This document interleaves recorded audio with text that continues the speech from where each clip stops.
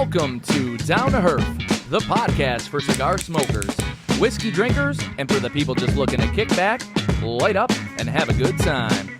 I'm your host, Jerry, and I'm joined by, as always, my co-host, Gio and Caleb. Fellas. How are we doing on this fine Monday night? Caleb, what's up? Not bad. Right as I was walking into your house, I saw a guy walking his cat on a leash. So that's something you don't see every day. You mentioned it to me, and I kind of was like, what? You sure it just wasn't like a medium-sized dog that looked like a cat? No, it was definitely a big cat like Barry, your cat, except for it was all black, and it had like a little bell around its like collar, and thing was going. It was jiggling. It was a big cat. All right. Things you don't see every day for 500, Alex. So some pussy walking a big pussy. I was trying to be nice of the owner of that cat, so I wasn't going to say it, but you did, and it kind of fits the description. So. Oh, you know the owner of the cat? I don't know the owner, but the way Gio said it, like, it's kind of onto something. Okay. Gio, how are you? Good. Open the show here. We was briefly talking about this. I figured what better place to share this than a public forum. So remember earlier today, I was on the phone with you before I was going into PT. Yeah. They introduced a new drill. Mm-hmm. Yeah. Basically, they handed me a lacrosse ball and said, bounce it along the wall and just move your arm 180 degrees if you do that. Like, all the way up, all the way down. I'm like, I don't know what the hell do you expect me to do here? It was my worst nightmare. having to catch a ball and bounce a ball. Oh, no. Hand-eye coordination, not my thing. That's crazy, man. That's literally like... It's one thing that I find like it's like the most bizarre feature about you, that you just have absolutely no hand-eye coordination whatsoever. Just with that though, I can shoot, which is completely. You would figure that would be anything that has to do with throwing or catching. Oh. No. I literally started this drill. I'm like, oh, Jerry would be laughing in the corner this entire time. Yeah, I find it very ironic. You know, as big and as fit as you are, how unathletic you are in some areas. Dog. Listen. Who am I to talk right now? Hey, listen, I just wanted you to get some light laughter over that and picture that so you can feel good. Yeah. Because sometimes you got to laugh at others' pain. It's true. It's true. But before we get into laughing at each other's pain, mainly Caleb's, just because we'll just make fun of Caleb as usual. Life Guys, as always, show is brought to you by our title sponsor, Crowned Heads. John Huber, Tim Osgender, Araj Family Cigars. They got cigars in their portfolio for everyone. Belgian Blue out now. Make sure you're getting your hands on that. Limited quantities, boys. Fucking, that thing is a banger. I'm sure Jerry already bought like 4 boxes. And don't forget that rebrand's up there. They got La Imperiosa, Jericho Hill. You know, we had our buddy Jake pop by to just tell us about it the other day, about what else they got coming. And they always have something in the pipe waiting. They got 2 new cigars also that are kind of floating around right now. That one I think teased and one actually came out. There's a Bear Run, which was a collaboration they did with Creekside Cigars. Mm-hmm. And then Thunder Kiss got teased today. So make sure you're on the lookout for those. Check out Creekside. They don't sponsor us or anything, but, you know, they did a collaboration with our boys, so make sure you try and get your hands on it. We'll leave it at that. Yeah.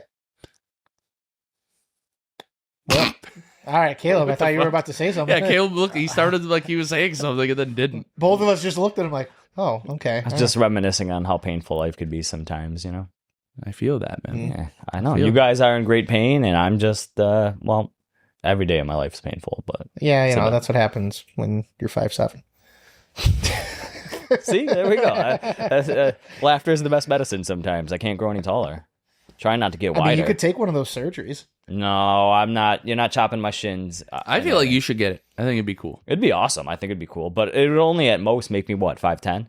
Yeah. So it wouldn't be worth it. We should get Caleb those sneakers that they do all the Instagram ads for. The platforms. Yeah, they're basically lifts.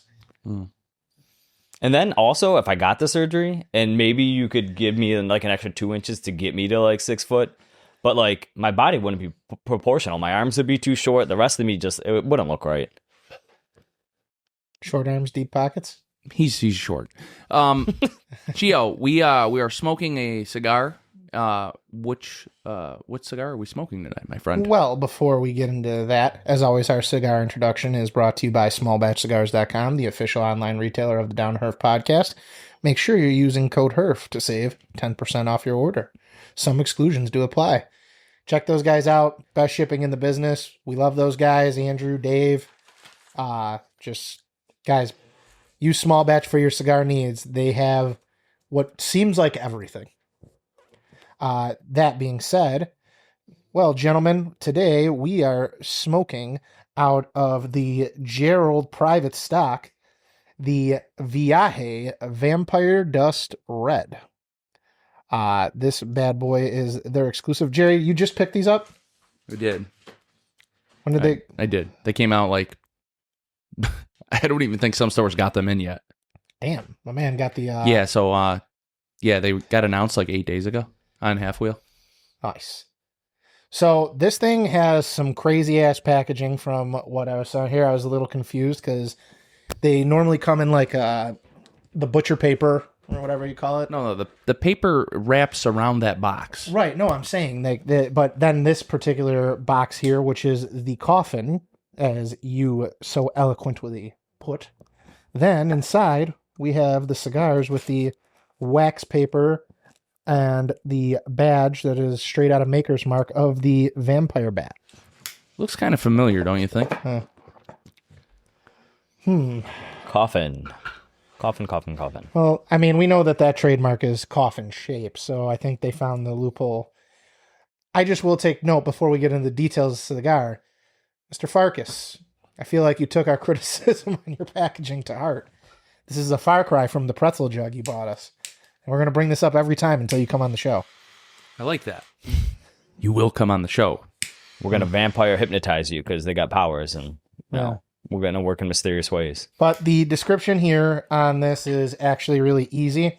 It's a 6x52 Toro, and it is an origin of Nicaraguan, and then everything else is undisclosed. I thought it was like a Maduro I was reading.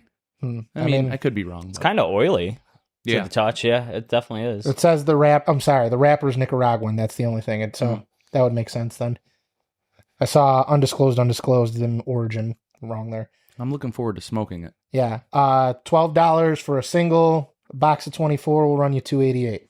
We're smoking the 6x52. What was the name of it? The Toro, the Vampire Dust. I forget the name of it.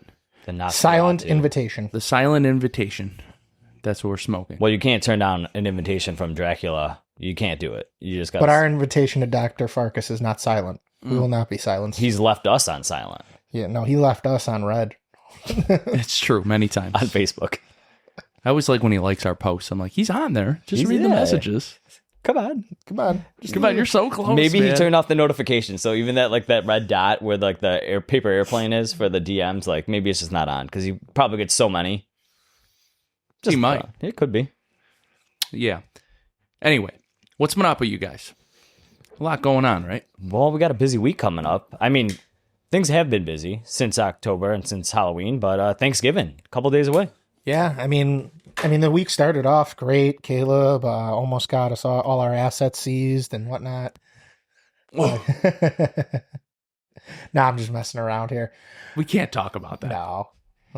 But we don't want to lose any more followers. Yeah, apparently we're on a downspin of YouTube. They're just deleting our following.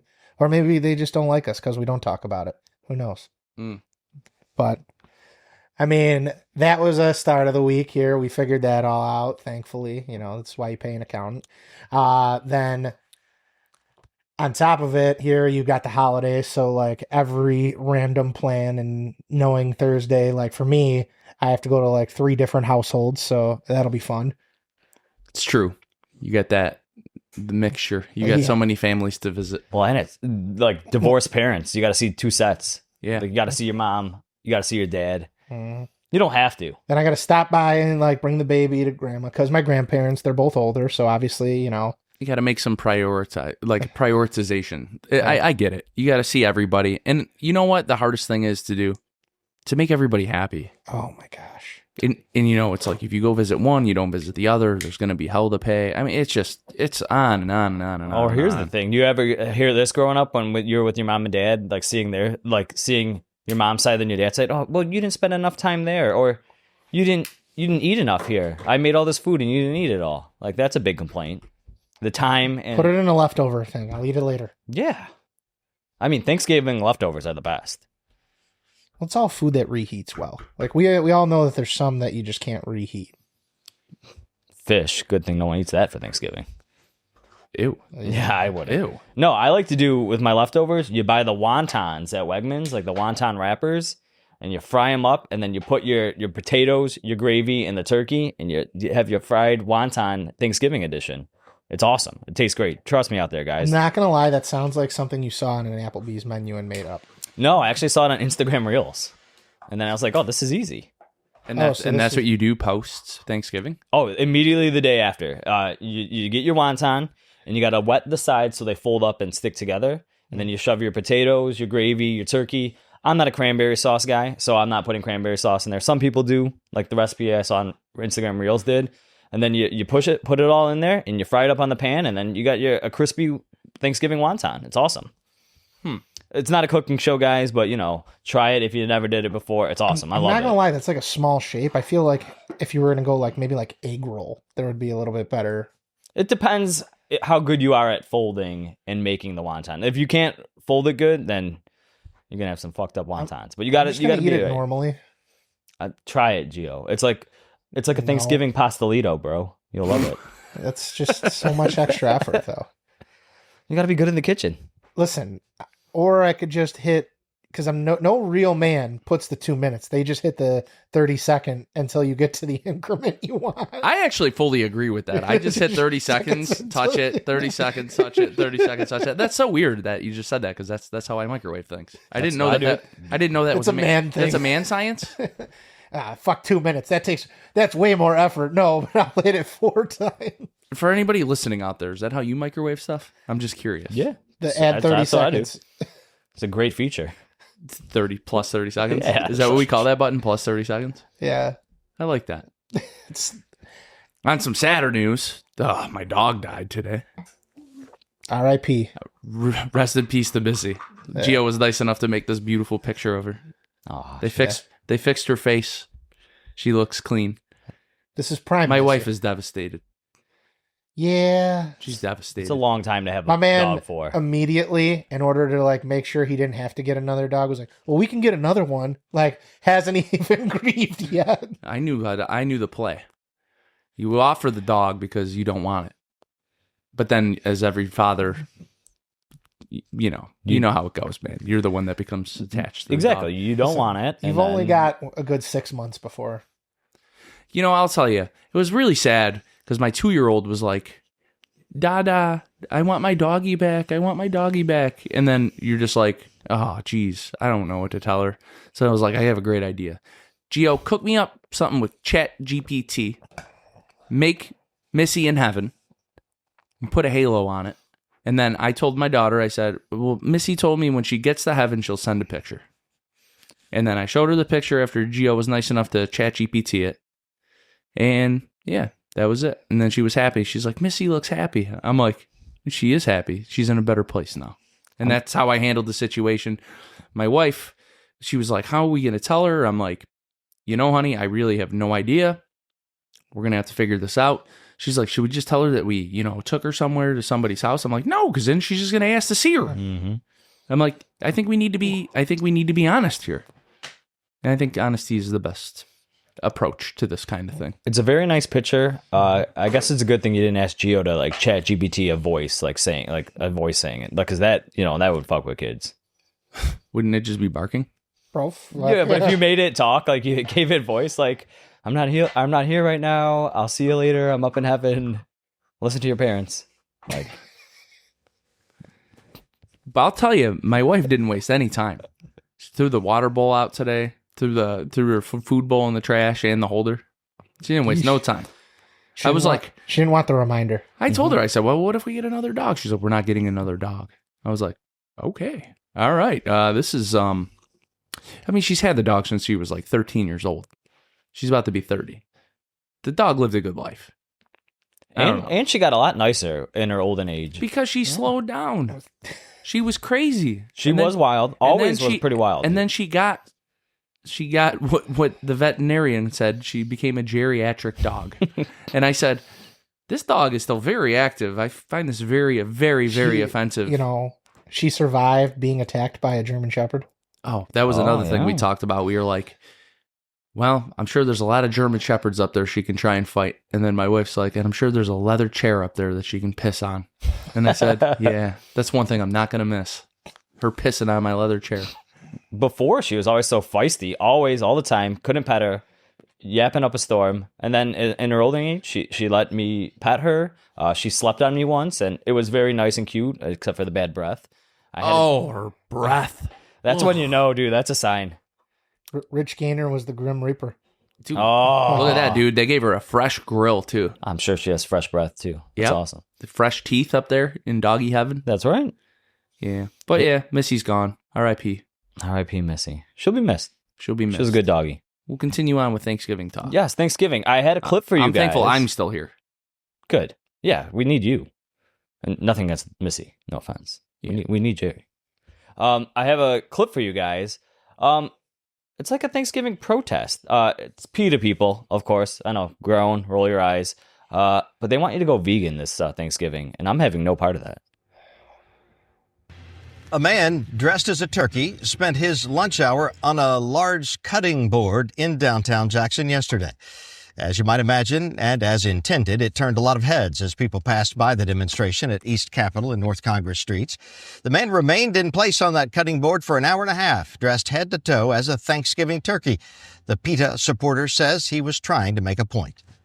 Turkeys and other animals killed for food feel pain, fear, love, and joy. Yet the billions of them killed for food every single year are confined to crowded, filthy factory farms where it's wall-to-wall misery before a terrifying trip to the slaughterhouse and a violent, painful death.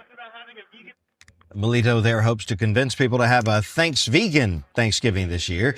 You can learn more about that on the PETA website. All right, look, this is what I'm going to say on the topic, all right? Go fuck yourself. What are we supposed to eat? Look, I get it. PETA has, like, I guess a handful of good ideas. But, like, when it comes down to the main point, right?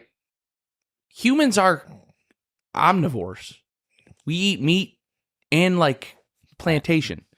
Like, we have to eat both. You couldn't evolve as a species without it. You know what happens to your body when you don't eat meat? Look, I'm no scientist here, but just based on research and things, you become like anemic. You need like red meat. You do need it. It's good for protein. It's good. It makes you strong. I don't know. I've seen those athletes who switched from like meat to vegan, and they've all gotten very frail. Do you think snakes and alligators and lions give two shits about killing animals? No. They do it while they're out in nature. No, it's just the reason we care is because we're the only fucking animals in the world that have the ability to think and differentiate the feelings. We're the only species that can do that. Like, wow, I really feel bad for that. Like, what do you think the zebra is thinking when it's getting eaten by a lion? Fuck. Exactly. Fuck, dude. You know, I don't see PETA complaining about the video of the fucking Komodo dragon eating the baby goat, and it's disturbing to watch. That's fucking insane. But here's the part that really, I'm on PETA's side on this one. How are you going to break the goat's legs and then leave it there crying till the Komodo dragon comes and eats it? That's the thing. Their whole, like, if you're going to kill it, just do it quick. Like, don't fucking... No, they literally put it in pain, break its fucking spine, and then it sits there. You can hear the fucking thing howling inside the damn thing, Komodo dragon's neck. You're like, ooh. Can you just real quick, when you seen that video, and for those that, want to see it, it's out there, Komodo dragon eating a goat. You think you are this, like, superior species, right? And then I think about, like, my kids and how fast of a meal like a child would be to a Komodo dragon. Oh, they've probably eaten several children. I don't want to think about it, Yeah. but my God, how quick it would be. I mean, they make easy work of an entire goat. Yeah. Ugh. Vicious animals. Disgusting. Makes me want to kill all of them. Sorry, PETA.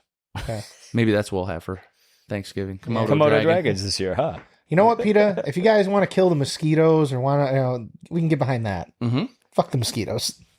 Man, fuck them bugs. Because they never complain about them getting. But that's what they want. They want you to eat crickets and shit. They do want that. They want you to eat the bugs. We did that. That's a conspiracy theory. They want to mash it up, and that's how they want you to get your protein. Yeah. Cricket. Then they have cricket protein out there, guys. I'm good, man. No thanks. Give me my C4. Yeah. I mean, again, like I said, I think we're all in agreement. We don't want to see animals tortured or anything like that. Like That's why I go to the grocery store. right. I get to miss that part.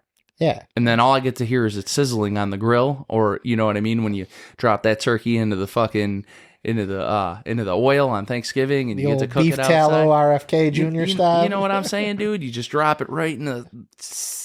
You see it bubble over. You try not to blow up your house when you do that. Yeah, make sure you do that outside, gents. Yes, make sure you're doing it safely in the driveway, Or else away I- from everything, Or else you have to call the fire department, and we know why they're there. to start the fire. To start the fires. Yeah. I love that kid. That guy's so funny. Oh, that's been going around too. Oh, that's a great topic. Dude, it's funny because that guy's like local. We had a video. We did a cameo. He did a special shout out for Caleb. Should we just play it? Gio? It is funny. All right, Caleb said it's funny. We can play it. I'm a fan. I don't care if he doesn't think it's funny. If you guys I paid for that. If you guys haven't heard of this guy or seen him, he's been going all around Instagram Reels. Maybe my algorithm's a little bit screwed up because of the things I look at for the After Herf and other things I bring to you for the show. But this guy is local, has real beef with the fire department. But Jerry paid for him to do a cameo. I paid $3 for this message. Hey, Caleb, this is from the boys at the Herf. I heard you evaded taxes in Buffalo and you support the fire department and are a Patriots fan. Well, first of all, let's talk about being a Patriots fan. If you live in Buffalo and you're a Patriots fan, that's unacceptable. That is just unacceptable. You need to be a Bills fan. I know the Bills haven't won anything in, 1965? 50, 60 years, but you need to be a Bills fan. You can't be supporting the satanic New England Patriots. But it's very important that you did evade taxes in Buffalo because that means it's not going to the Buffalo Fire Department. So I'm real proud of you for doing that. So keep up the good work of avoiding paying the fire department because, man, as a short king at 5'6", it's very important that you keep up that good work. And honestly, it is a win-win. And at 5'6", you can do a lot at 5'6". I'm only 5'8". Although some people think I'm taller. I don't really know. But like being 5'6" to 5'10", it's like the perfect height. You can look up and down at people. And it's just like you're right in the middle and you can see everything. And I think that's beautiful. Have a great day, man. That was the best $3 I ever spent, I think. Very friendly. I love it. Well, I made it as a pep talk. There were several different parts, different categories. There was like roast, and I said, let's give him a pep talk. Like we don't want him to roast you. Although in hindsight, I'm going to pay another $3 To get the roast. Yeah, I'll get the roast. of you. Honestly, $3 well spent. Maybe we should, as a show. Oh, I have such a good idea. Have him roast each of us. No, let's just. Maybe that's what we'll do. We'll have a roast of Caleb. I just think it would be really funny, and we'll bring a bunch of guests on To end the year. We get like a bunch of cameos from random people. I think that would be so good, like a roast of Caleb from Down Herf. It'd be funny. I think it would be It'd be so awesome. good. It'd be so cool. I thought my joke on the way here was great for that, saying the IRS was going to seize Caleb's cigars. They should. They should. You don't pay taxes. That's what should happen to you. I don't even buy the cigars. I just get them for free. There you go. See, they're coming for me. The cigar And he's a tax. thief. We told Caleb today. We were like, what should we smoke tonight? I'm like, well, I have the Viaje, but the company would have to buy them from me. I'm trying to recoup here. And then Caleb was like, yeah, let's do this cigar. Like, it's that cheap. No, I was already typing it out like before that was made sense. I brought my whole big bag of cigars, the ones because it's a big bag, but there's still some we have to do before the end of the year. So I just brought them all since we didn't decide before I left for work, and I was like, I'll bring what I got. I'll start typing, and then a decision was made. Do you think we should do a roast of Caleb? I mean, that or the compilation episode that we just smoke a cigar while we let it play in the background. It'd be a good way to end out the show for 2025. A roast or a compilation or both. Let's just turn it into an event. See, that's the thing. A roast would be a lot funnier with all the people around. Listen, we're gonna need to Fly some people in. no. We don't have that budget. The cameos and maybe some Riverside chats. Jerry's gonna have to do a lot of editing for that. That'd be amazing. It'd be nice if everybody just sent some funny jokes in. Yeah, it'd be awesome. I'd be down. Yeah. Roast me. Matt Booth would just ask for feet pics. But Roast me in the comments right now. you should roast them in the comments right now. That's a good idea. Whoever has the best roast comment gets a 5-pack. Oh, I like that giveaway. Yeah, we'll do a giveaway. Oh. So pay attention. 25 minutes into the episode, pay attention. There's your goal. Roast me in the comment section. Best comment gets a 5-pack. He really did try to evade taxes, though. Not my personal taxes. That makes it worse. That doesn't. Anyway, They're getting amended. Thanksgiving's coming up. There's a lot to look forward to. This is like the time of year that, like, you know, as a kid, you always looked forward to. Now I just feel like it's so stressful as an adult with small children. It's weird how, like, you just try to recreate those good memories and those, like, you know, you try to fortify, like, your kids', like, I don't know, ideology about the holidays. And then, you know, they grow up and they're probably going to feel the exact same way. But then, like, I look at my parents and they enjoy it again. It's weird because like they get to see the grandkids enjoying it. It's kind of weird how everything comes full 360. Well, like it's when you're young, you do the whole kid thing because you're a kid. You sit at the kids' table. You're there with your family, your grandparents, your cousins, the cool cousins who do the fun stuff. You know, you get into some trouble, maybe sneak some Thanksgiving wine or Thanksgiving beer from your cool uncle. You know, you do stuff like that, and then you get older, and you're partying that Wednesday night, the biggest party night of the year. You're going out, getting drunk. And then you show up to Thanksgiving and you're just like, you're hungover as hell. You just don't want to be there. You don't want to eat. Turkey bowl. That too. Yeah. The older you get, The hungover turkey bowl. Hungover turkey bowl early in the morning, of course, because you got to do it before, you know, noon, 1 o'clock. Depends on when certain people do things. You know, that was always a thing I did. You try and get it in before football starts. Exactly. Yeah. Oh, yeah. You got. Well, now that's fucking damn near impossible because there's like 15 games on Thanksgiving. Yeah, it's on. It starts at noon. It might even start earlier than that now. I think it's what are the 3 games now? A noon, a 4, and a night game. And on Black Friday. Yeah, Black Friday game too. Too much commercialization. The Chiefs are playing in that. That's a Satan game. Listen, I just hope they used all of their energy to beat the Colts because I want to see them miss the playoffs. The Bills have 4 losses, and I think we might miss it. I think we're all right. I don't know. I saw the infographic. The Dolphins are still in the hunt at 4-7, so I think the Bills are good. Like, don't worry. Like, they showed the graphic and it said in the hunt. The Dolphins are 4-7. So I actually love it, dude. The first team we'd play is Denver. Good defense, god awful offense. Yeah. I don't know. The Patriots are looking good, 10-2. Listen, you know, with our minute and a half of sport, you guys are fucked. All your offensive line are hurt, and Will Johnson's done for the year. It's a fairy tale. It's just whatever. No, I want them to win the division. I'm going to be honest with you. We have 4 losses. I could care less about football right now after all of the clips that went viral this weekend. Teams, the over-unders 36.5. Oh, yeah, that was crazy.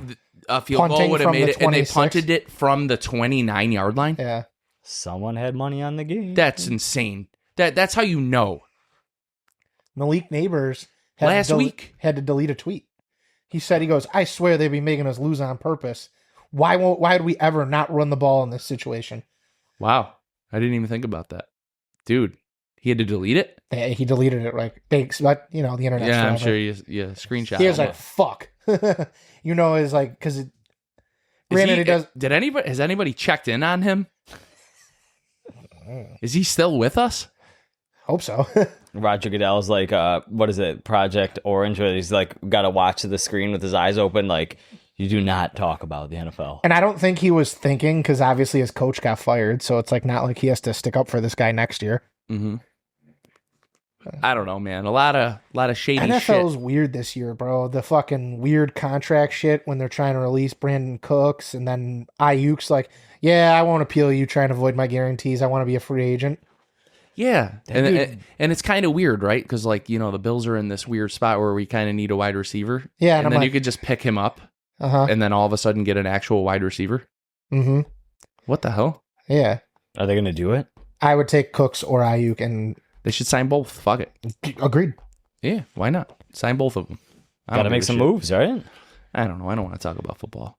What's next? What else do you have for us, Caleb? I know obviously we're thankful, but you had other things you wanted to talk about. Yeah, and I hope all you guys out there have a great Thanksgiving with your family and friends and all your traditions. Get drunk on Wednesday night, have a blast.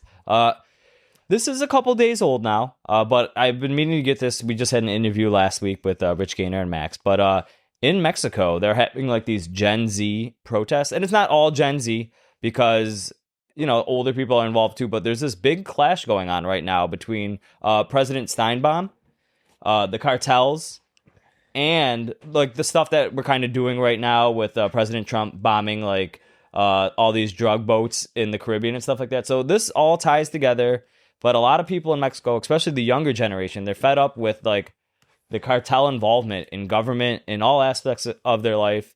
And a lot of this stems from a November 1st assassination of one of the state's presidents who was very outspokenly against the cartel. So there's a lot going on in Mexico right now. Maybe we don't hear it, we don't talk about it, but I mean, it is where some San Andreas rapper is growing over there. So, feuds with the cartels, the government, and a lot of Gen Z is making things go crazy. And here's a little clip from their president. And she's outwardly going against people who want to battle the cartels in this statement. Like, if you guys being law enforcement officers, you're going to hear this statement from her and you're going to be like, this is nuts. How could a president say anything like this, especially with all the craziness going on in their country? So we'll play the clip and then I got another one for you, but some crazy stuff going on in Mexico, guys, right now. The war against drug trafficking is not an option. It is not an option. First, because it is outside the framework of the law. All these right-wingers who fill their mouths with the word or words rule of law and defend the war against drug trafficking. The war against drug trafficking is outside the law because, as I said or have said on several occasions, it is permission to kill without any trial. And in Mexico, no one or very few agree with that. It is outside the framework of the law, and secondly, it served for nothing more than to increase homicides in Mexico and the level of violence. So these authoritarian calls, because they are authoritarian, it is going towards fascism. So she's saying that the war on drugs in Mexico, not even with U.S. involvement. Now, curious, was that actually her words or somebody translating? It might have been in Spanish translated to English. Okay, just because it didn't really match up there. So. Yeah, I was going to say, it looked like I was watching Godzilla. Yeah, there might have been a little language barrier from the Spanish to English, but basically she's calling out the war on drugs. Now, I mean, obviously, I don't know if that's verbatim what she said because this is a clip or not, but I am a little familiar with this whole situation. Basically, they consider her like a cartel sympathizer, and the last few elections, people that have opposed her have been assassinated in broad daylight by cartels.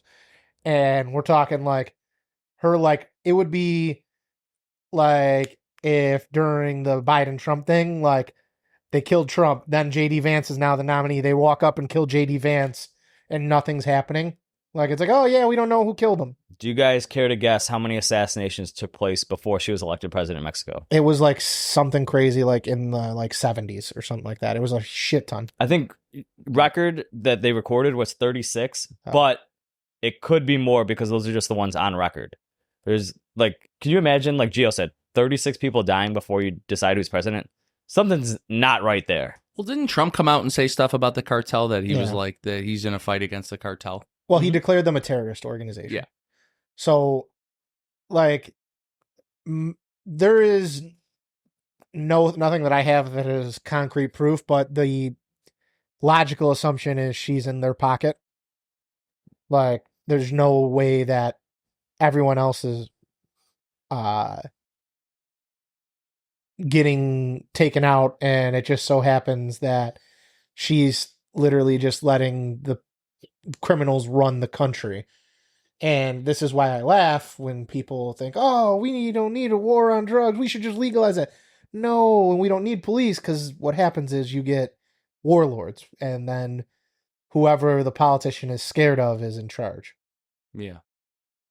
Like, I don't know. This shit is just wild, and I don't know how you fix it, truthfully, other than you have a regime change, which, I mean, that happens all the time in Latin America, so who knows? Usually you don't hear about it in Mexico too often, though. It's very rare. People kind of are too afraid to fight back or protest because of the dangers of the cartels. Yeah. Well, I mean, right now, like, we're on the verge of having a regime change in Venezuela, which is going to be interesting because I can tell you right now, if whoever comes into power is friendly to the U.S. on the oil side of things, their gas prices are going to go way the fuck down. I'll tell you that much. Yeah. They're like one of the biggest oil exporters in the world. And definitely in our hemisphere, the most oil for sure. yeah, so, you know, maybe we see, like, you know, some sub $2.50 a gallon gas again. Let's go, baby. But Maduro's a fucking piece of shit anyway, so fuck him. So on November 1st, the guy's name was Carlos Manzo. He was attending a Day of the Dead festival in one of the states that he was the mayor or governor of, and he was murdered broad daylight. And that's what stemmed a lot of these protests. Like, just another politician, a guy who was outspoken against drug trafficking gangs, violence, and cartels. So he was gunned down broad daylight at a Day of the Dead festival. And that's where all these protesters came in. A lot of people are saying they're sick of being afraid. They're sick of the corruption. They're sick of being, you know, just living in the shadows of the cartel. Like, a lot of these people that do work for the cartel, they don't want to. They're forced at gunpoint. They're forced, you know, to be human trafficked. They're forced to be mules where they have to put drugs inside their bodies and get across the border. They don't want to do that, or their loved ones are held hostage. Their businesses are held hostage. What's it called? Like, it's almost like a shakedown. Like, they're held. They got to pay a tax to the cartel. They don't want to live like that anymore. And I don't want to say that, growing older, like, the younger generations are whining and stuff, but it's like you get to a point where you can't live like that anymore. And you've probably seen it and experienced, like, you see your older loved ones go through that. And it's like, it's no way to live. Well, I'm going to just butt in there. No. That's a strictly U.S. problem with whiny younger generation. I'll tell you right now, I can guarantee you, I don't think there's any young Mexicans complaining about, the type of things that our younger generation complain about in terms of oppression, because if you complain, you would be beheaded. I only have the iPhone 15. I want the 17. Yeah. Yeah, but I don't want my hands cut off today, sir. But yeah, most of these protests that going on in Mexico, and I'll show you a protest video next, but it's all organized by Gen Z youth, and they are very against the killings of high profile governmental officials, and they just don't want to live in fear. And so here's another video of what's happening. I believe this is in the presidential palace in Mexico City, right outside of it.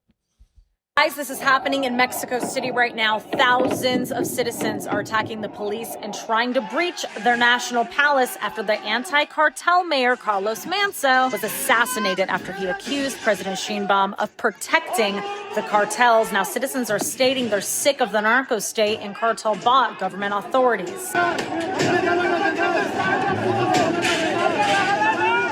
It's like a fucking war zone. Yeah, it does. Jesus. I mean, that's not good. Don't attack the police. All right. I mean, see, here's the thing. Like, at what point, like, this isn't like we're protesting, like, obviously we have a completely different view of protest based on ones we've experienced. Like, these are people being murdered just because they spoke out and said something is wrong. Like, we're at a whole different level of violence in that country that, again, people think it's bad in U.S. That is everyday life in some of these Latin American countries. But you want to solve it? Get the guy from El Salvador to, like, do some consult work in Mexico. Yeah, that guy, he really fixed his country. 0 murders. Yeah, that's what I'm saying. I was like, do you remember when, again, I don't like, dude, we're getting really political right now. And okay, whatever, fuck it, who cares? Yeah. Remember when Kamala Harris went down there and talked to their president? Yeah. And she was like talking to them. She was like, what, like the peace liaison or some shit like that? Some weird shit. Yeah, she has like a strange job. Border liaison. Oh, yeah, border czar. Border czar. And she went down to El Salvador, talked to their president, and their president was like, hold on. How are you going to come down and lecture me about my country when you have cities like Chicago in America? It was a good point. It is a good point. Like El Salvador was like once the murder capital. That's where MS-13 originated from. Well, that's the whole point. That's what Gio's saying. Like, just get that guy in office, and then look what he did in his country. I think Bukele is his name. Bukele, yeah. And then, basically what he did was it was like capital punishment for shit like that. Well, no, he created the most vicious prison in the world. Yeah. And then said, hey, you got gang ties? You're going here. You commit a crime? You're going here. Oh, yeah, you got any MS-13 ink on you, you're going in jail. We don't even know if you did anything, but you got the ink. We'll figure that out later. Yeah. Yeah, he wasn't playing no fucking games. Well, they say like El Salvador is like the biggest Bitcoin capital in the world. Like there's Bitcoin millionaires. I think they have a coast or a big lake that everyone lives on. It's called like Bitcoin Beach, and it's where all these like tech and crypto guys, they've left whatever country they're from, whether they're expats from America or Europe, and they're just like living life on a beautiful stretch of beach somewhere in El Salvador. And it's like it's been a really nice country to go to. And they even said a lot of people that are Salvadorian immigrants are going back because they feel safer now. No, my Uncle Jimmy, met him at my diaper party. Uncle Jimmy. Yes. So he's like, oh, I've been to El Salvador many times since then. He goes, you could leave your door unlocked in their worst neighborhood and nothing would happen. He goes, no, I'm not leaving my door unlocked. But he goes, you just know walking around if like you feel like you're in East Aurora, even in the worst part of town. Yeah.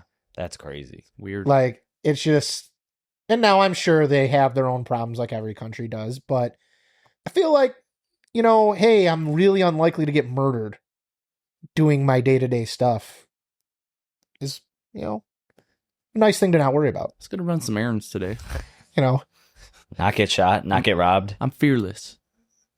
Hey, heaven forbid, like we have these normal thoughts. Yeah, I mean, Mexico's kind of scary, man. I've been to like Cancun, and once you get off the resort, it can be a little hairy, dicey. But also, when you're on the resort towns, you will see that they are enforced by like the Mexican army. They're there in front of when you drive in from the airport, they're there in front of the entrance. And just because there's a car or two or a tank doesn't mean a whole SUV convoy of cartel members can't come through and cause havoc at any time when they want, when they feel like they're not being respected or anything. I'm going to be honest. That's one thing that won't happen. You might get one or two isolated incidents. Mm-hmm. If the cartel were to attack a Mexican resort where there's, say, 100 to 200 Americans under this administration... It's going to be a bomb. It's going to be a big, beautiful bomb. No. I don't think it's going to be a bomb because they're going to get our people out of there. You're going to see fucking SEAL Team 6 fucking the cartel, but they'll do the cartel shit to the cartel. Yeah. Fucking, you'll see them hanging by their fucking ankles, skin predator style. Well, we've all seen those like cartel movies and cartel shows. Like sometimes those cartels, they don't care. They just cause violence in a city. Just to cause violence without anything, just to show people they're there and we mean business. And if presence. Exactly, yeah. It's just like we might have to gun down a couple people and you guys will see the horrors, but we're here and keep your mouth shut. But I mean, a javelin missile is a whole different kind of horror.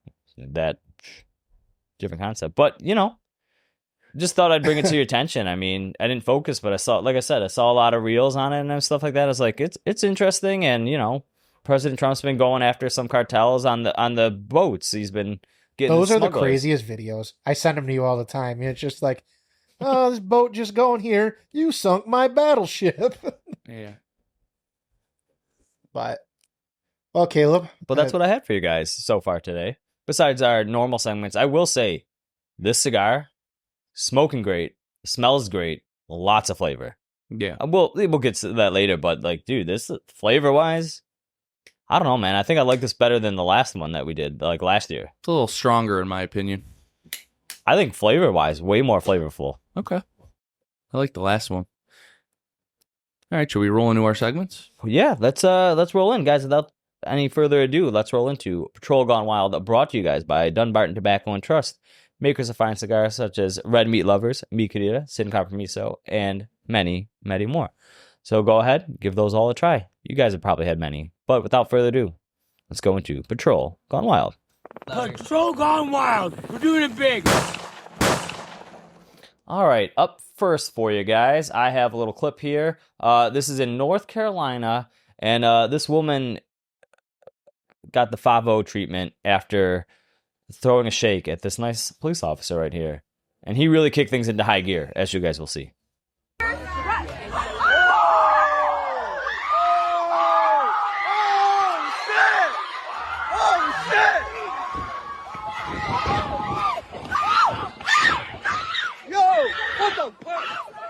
Got her. She didn't stand a chance.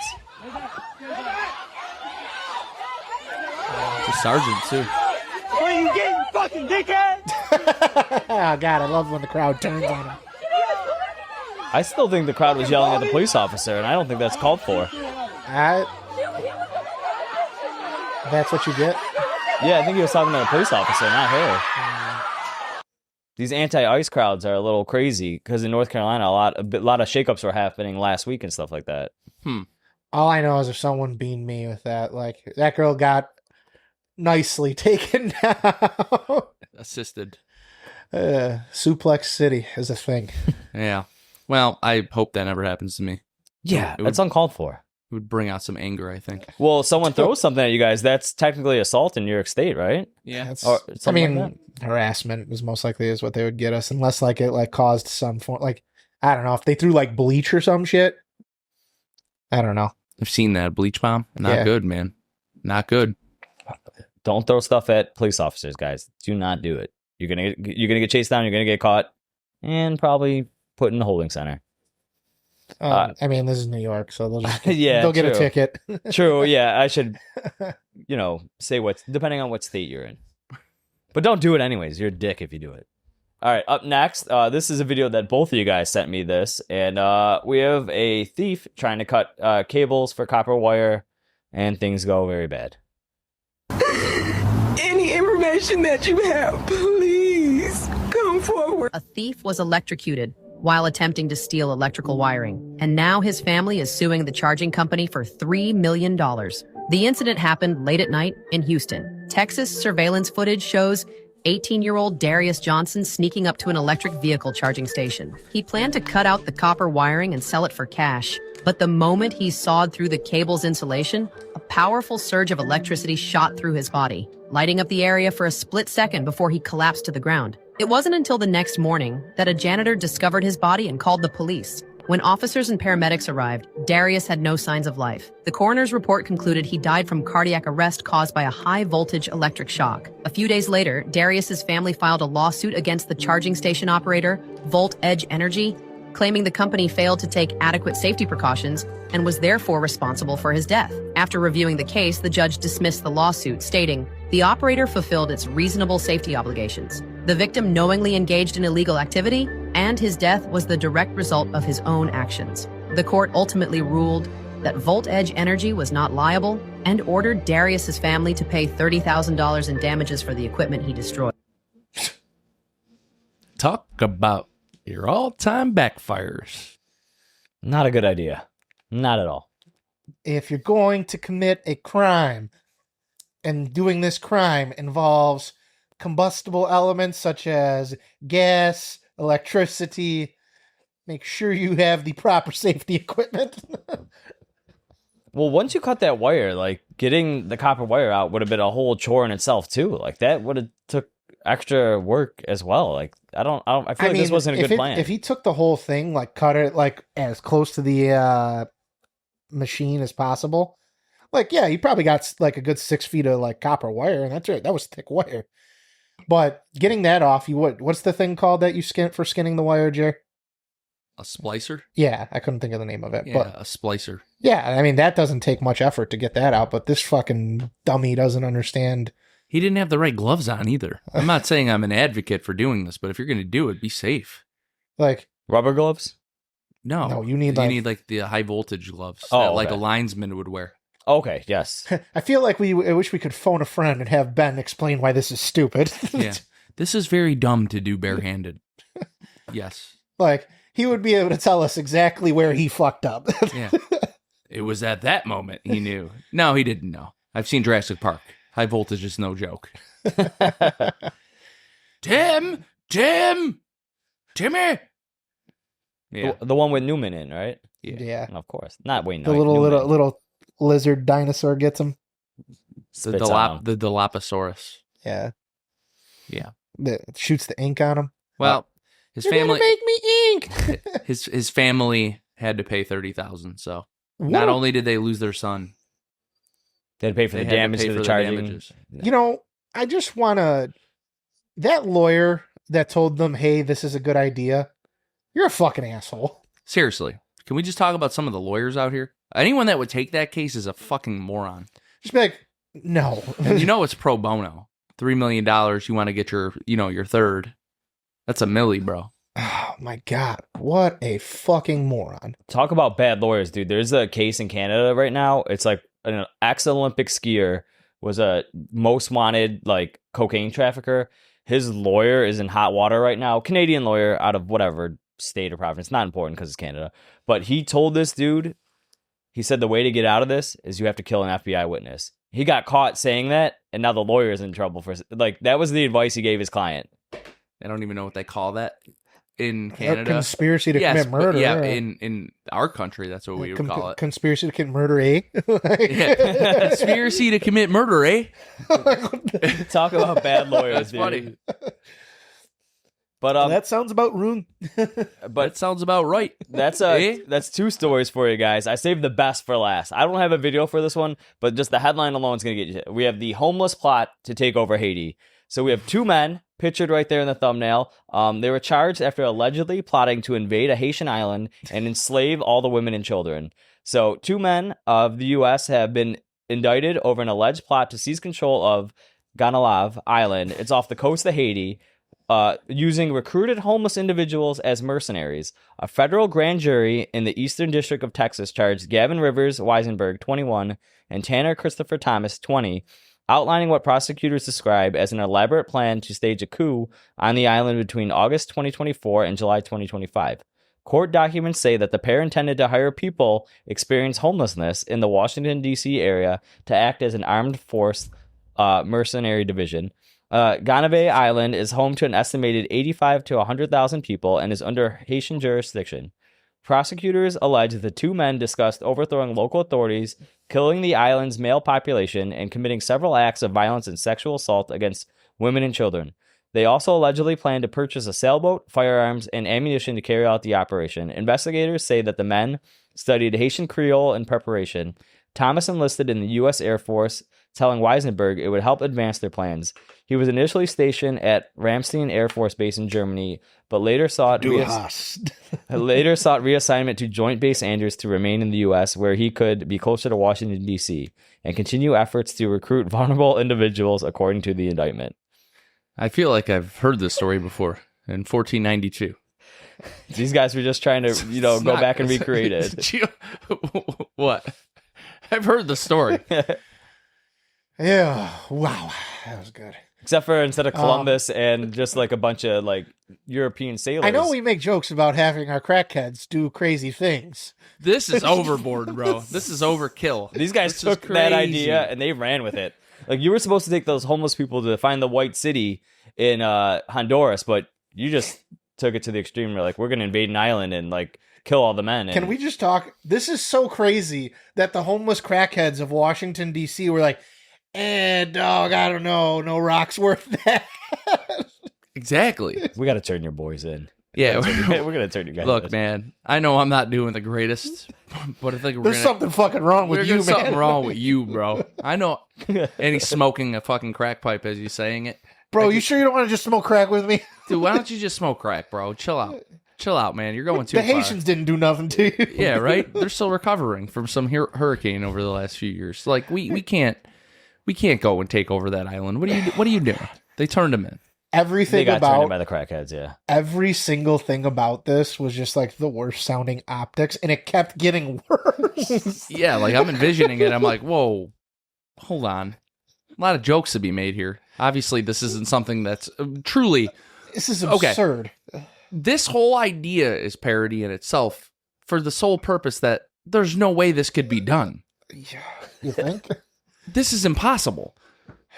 And that's not a challenge. Well, then if you ever got to this island, that's to say that these crackheads, these two individuals, they've gone too far. All right, plot twist. Here we go. I'm going to put the Caleb conspiracy hat. This was actually a CIA failed coup to get rid of the homeless population. I like that, actually. That's funny. Fuck, they did it. We underestimated them. I like it, though, because you get on this island, and then you guys know there's like a big Haitian drug lord. His name's Barbecue. He eats people. You get to this island, you may take it over or may just establish a beachhead. Barbecue's going to come for you. I'm going to be honest with you. I'm with Gio on this. This is a great conspiracy. You want to know why? It would solve homeless in this country, but also kill addiction, because once they have the island, there'd be no more crack. Yeah, the streets would be a lot cleaner in D.C. No, but I'm saying... We can embargo them so we don't have to provide humanitarian aid. So what I'm saying is we're onto something. They can't get crack anymore either. So they would all sober up. This is all one big... Yeah, it's one big coup, man. Boys, you drink... Well, I don't want to like encourage them. But, no, don't encourage it. That was just a joke. Yeah, well, I'm just saying, like, maybe do something more thought provocative with the homeless people. You know, not establish a beachhead and take over an island and kill the men of the island. Yeah. Do something. These guys were trying to enslave women and children and talk about raping them. Maybe just try to make a farm instead. On an island that isn't inhabited with Most a local people population. Be all you can be. Be a hitman and a mercenary. The motivation factor wasn't quite there. A little twisted. If you can't... This is how you know it was never going to come to fruition. If you can't convince a crackhead to do it, no one's going to do it. And I'll leave it at that. 'Cause that's probably the most they've been promised in their life. Some land, a hut. Yeah. Apparently, like, enslaved females. Like, again, that's how crazy it was, where they're like, nah, dog. We're not doing it. Randy Jackson. Nah, dog. That's a no from me, dog. We gotta, like I You said what? we gotta turn you boys in. It's gonna be a no from me, dog. I'm out. I'm glad they're in jail. Yeah, where they should be. Yes. Terrible plot. Yes. I think I'm going to buy the Duke Gomez Bring Back Insane Asylums hoodie just for this guy. All right. Well, with that being said, guys, that'll conclude this week's Patrol Gone Wild. Tune in next week for another Patrol Gone Wild, brought to you by Dunbarton Tobacco and Trust. And now we got to move along to cigar and whiskey news with Caleb.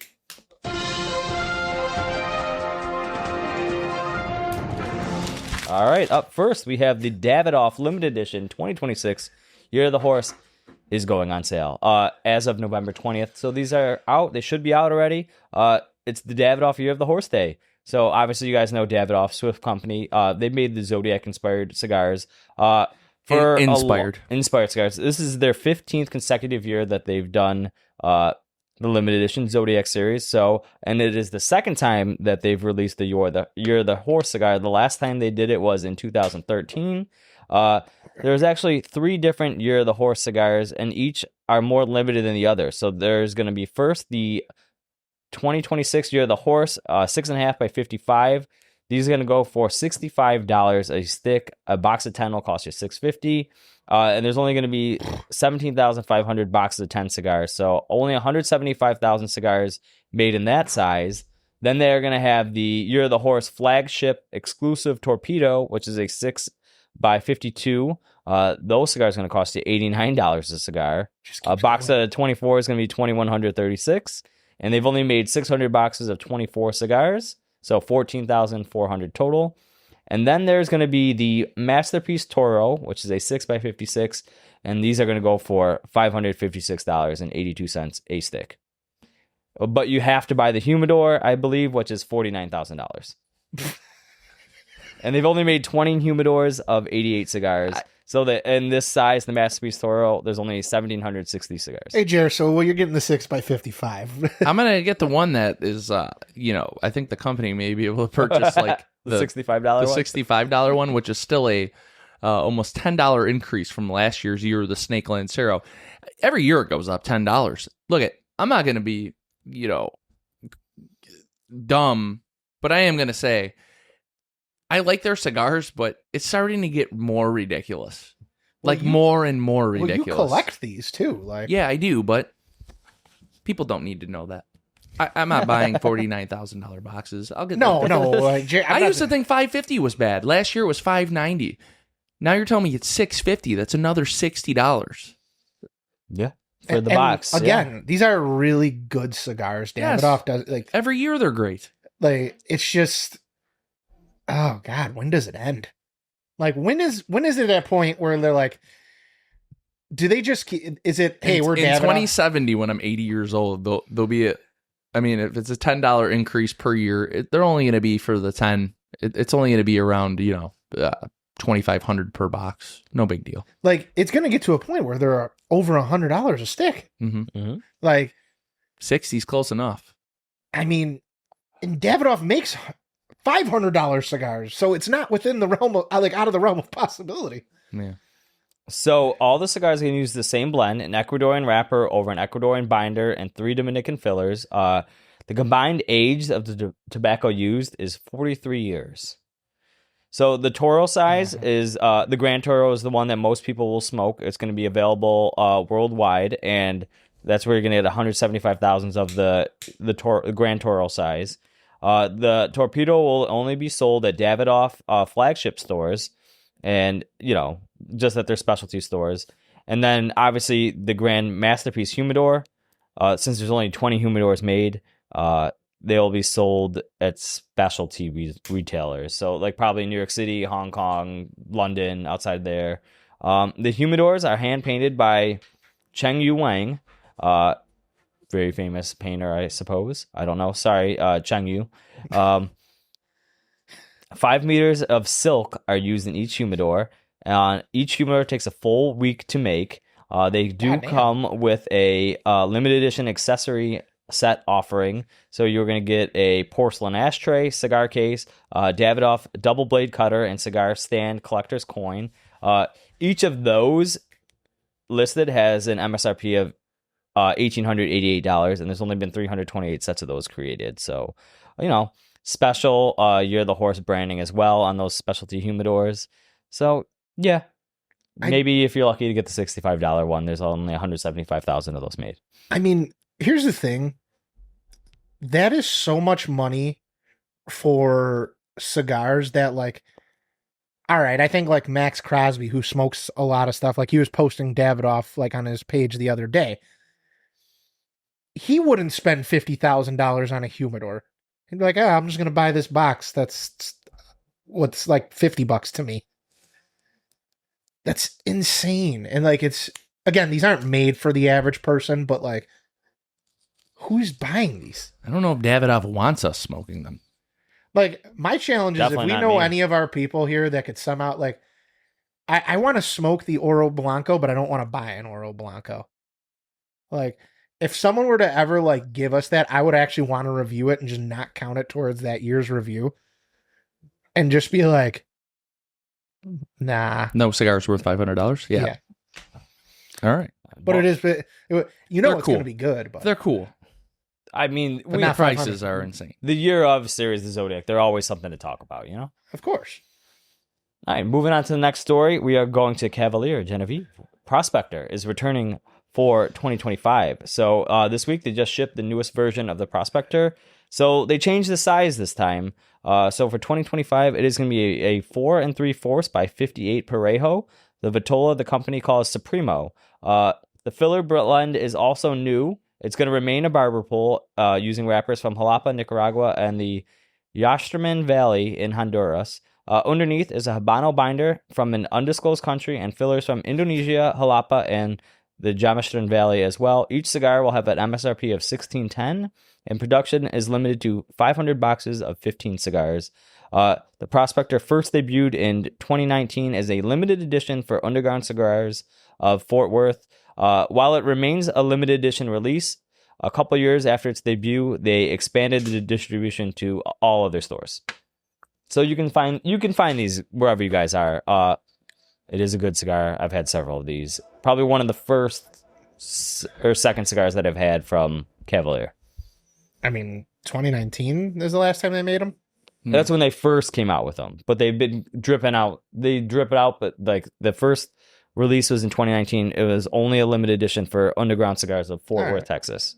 I mean, I'd try it. But this time they changed the size. So before it was a much bigger stick than the 4 1/3 by 58 Parejo. I mean, that's a great size. I'm sure it's awesome. Yeah. I'd love to try it. Nice little barber pole. Yeah, let's do it. I'm in. Approved. Approved. 1610, guys. 1610 a stick.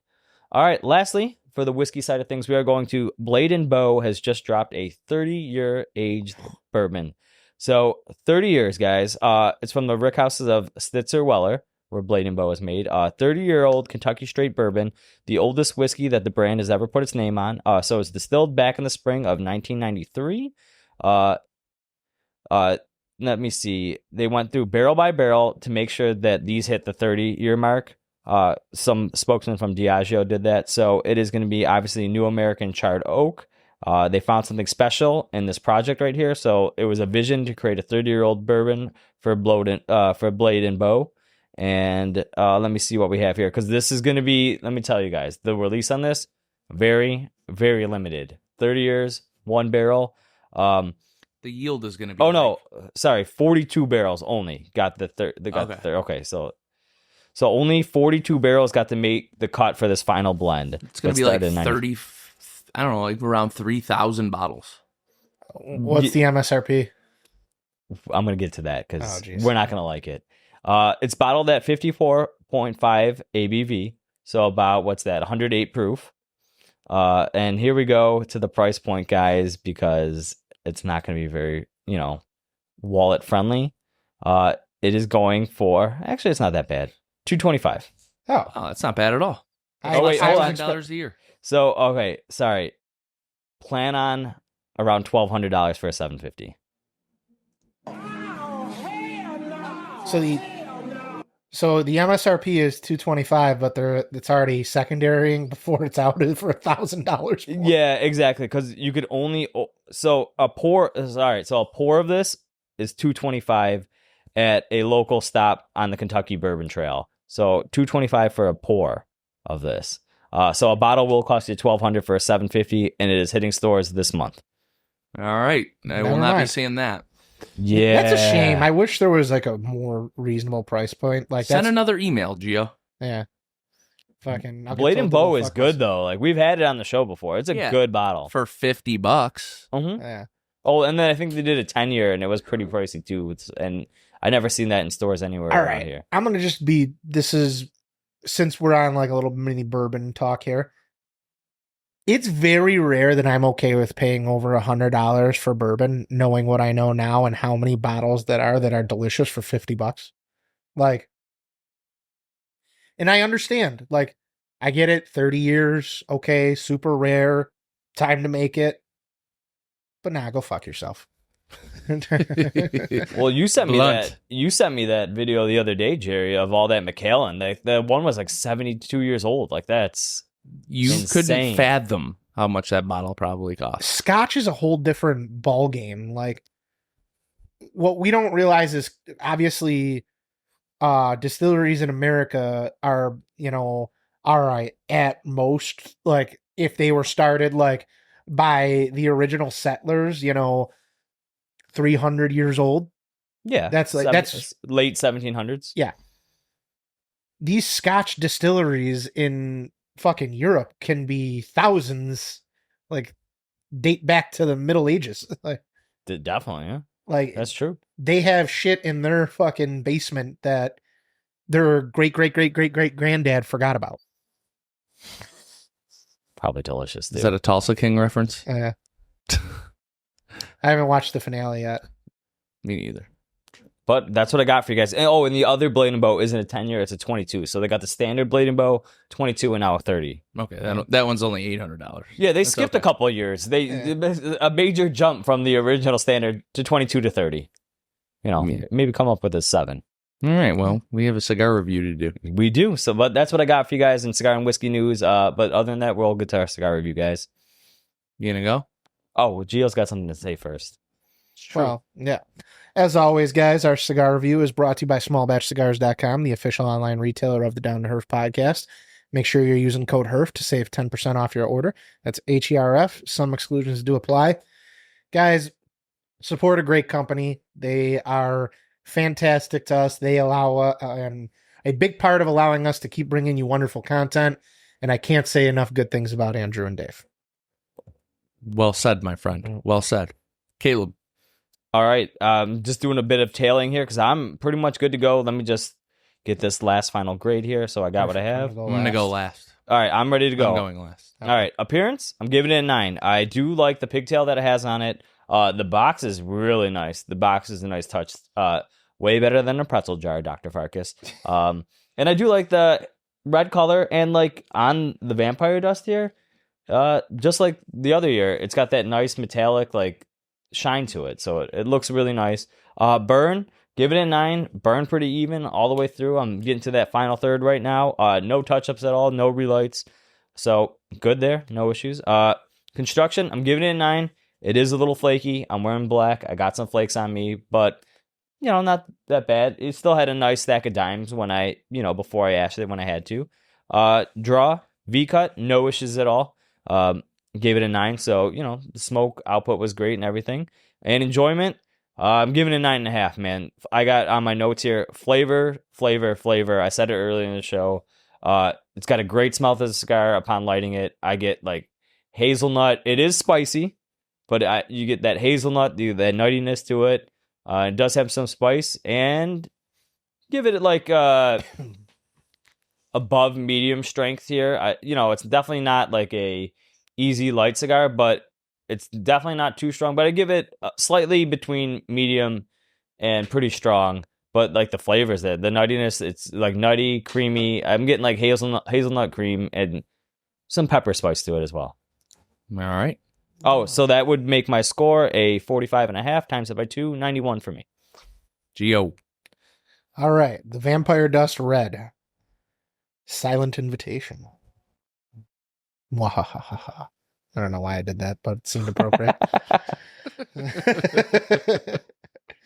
Appearance, I gave it a 9.5. Honestly, this is a pretty big step up for Viaje. I feel like a lot of their cigar boxes are a little bit plain Jane.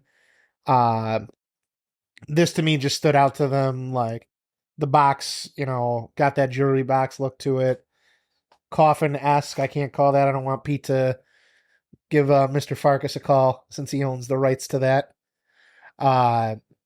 So that was a 9.5, I said, for appearance. Burn, I gave it a 9. Little touch-ups in the beginning, then didn't have to really fuck with it at all. Construction, I also gave it a 9. I mean, whatever factory they made this out of, pretty good. If I had to guess, I'm going to go, this is just for no reason. I feel like this was out of Naxa. I feel like that's probably it for me. But draw, I gave it a 9.5. This was a smoky motherfucker. Like, I remember Jerry having to get up a couple times to adjust the filters because it was getting cloudy in here. Yeah. Enjoyment, I give it a 9. I actually like the flavor on this one better than the previous Vampire Dust. Definitely just seemed to have a little bit more oomph to it. And I don't know. I wish I knew more about it because I could then just kind of track down and maybe better explain why I like it better. But overall, good cigar. 46.92 overall. All right. The Vampire Dust Red. Silent Invitation. The appearance, I gave it a 9. I love the box. I really, really love the presentation of the cigar. I think that they're very, very cool. Definitely a good look. And Gio did mention this is, this is a pretty nice step up for Viaje. I think that the presentation looks great on this box. The burn, I gave it an 8. I had 2 giant holes in mine as I was smoking it, so I battled my entire cigar. The construction, that continued until basically the last third of my cigar, so I gave it a 7.5. It was really a pain in the ass to smoke the cigar between constantly relighting it and trying to battle the construction of it. It just really, I don't know. It left a little to be desired. The draw, I gave it an 8. Obviously, this is going to reflect the construction. Was not really a fan of the draw because obviously I had the 2 holes through my cigar through basically the entire cigar, bringing my overall enjoyment to a 8.5. Was not really a fan of this particular stick, I battled it for the entire time we smoked. It really. I did see you do a couple relights. It was the whole show. It sucked, to be frank. Bring me to a 41.82 overall. So, I'm hoping the next one I smoke is a lot better. But yeah, this one really. You must have got the lemon of the bunch. Maybe man. I got the lemon, dude. But holy shit! Because I'm gonna be honest, like I had like. That's a surprise. I hope your next one is a lot better, dude. Yeah. I feel like you would have really enjoyed this cigar if it didn't have that issues.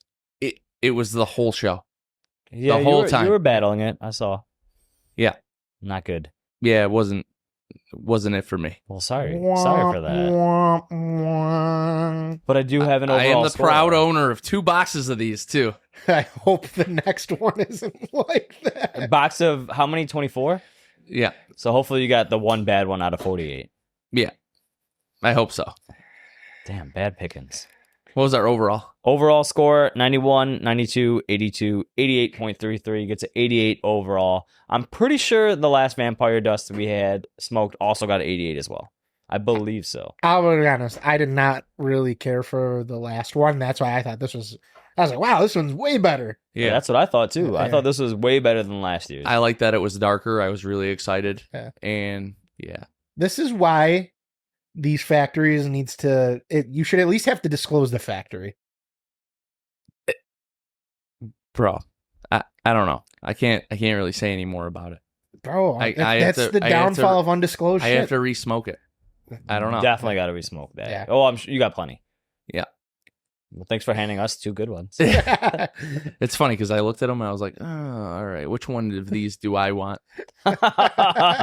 No. Oh, you drew the short straw. You drew the Caleb. I did. Any closing notes?